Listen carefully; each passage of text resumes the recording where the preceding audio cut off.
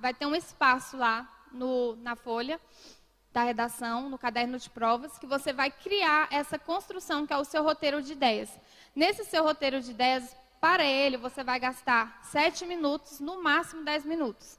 Isso vai fazer com que você depois não vai sofrer com a questão do branco, você não vai sofrer com aquela aflição em relação ao tempo, vai acabar as ideias. Não, você vai organizar as ideias no início.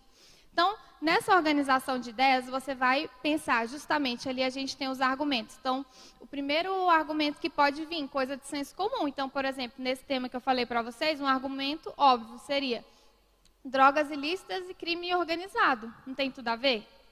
Então, uma ideia assim, solta, eu posso escrever isso? Você está fazendo o seu roteiro de ideias, que é a técnica que eu estou apresentando para você.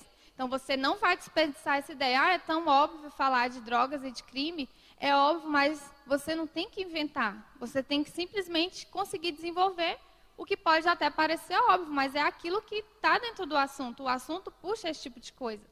E outra coisa também, a relação que a gente tem, por exemplo, entre o crime e o crime relacionados, né, às drogas e à violência, por exemplo. Então, você tem essa relação, drogas ilícitas e violência. Aí anota essas duas coisas. E depois, como um agente crítico, um agente de transformação da sociedade que você vai ser, ocupando a vaga que você vai ocupar, você vai trazer alternativas para aquele problema. Então, você vai já colocando na sua cabeça para pensar nas alternativas.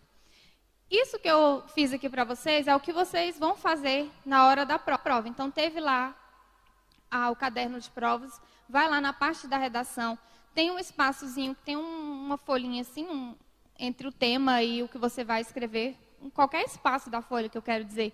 E você vai escrever esse roteiro de ideias. No roteiro de ideias você vai colocar introdução, qual é a minha tese? Aí o que, eu vou responder com relação ao tema.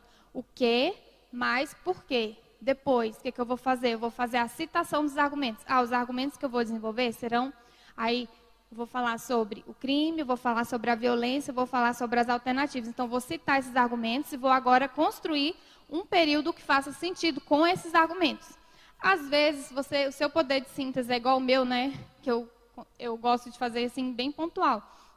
Vai ficar uma linha e você já resolveu esse problema, 2 linhas. Então, dependendo, você vai sentir que está muito ainda incompleto. Aí, a outra estratégia que você vai usar, que é a complementação de ideias. Nessa complementação de ideias vai ser também só um período. Mas tem textos quando você precisa de ir organizando para fazer a citação dos argumentos, que essa complementação de ideias não cabe.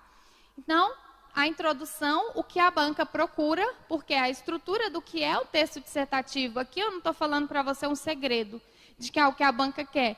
É quando você vai ler na linguística textual o que é um texto dissertativo, o texto dissertativo ele tem a introdução e a introdução ela tem que ter a tese com o seu ponto de vista. Então, a banca ela só procura, na verdade, aquilo que tradicionalmente se espera no texto dissertativo, que é a expressão das suas ideias de forma consistente e organizada para defender o seu ponto de vista. Então, a banca ela só procura, na verdade, aquilo que tradicionalmente se espera no texto dissertativo, que é a expressão das suas ideias de forma consistente e organizada para defender o seu ponto de vista.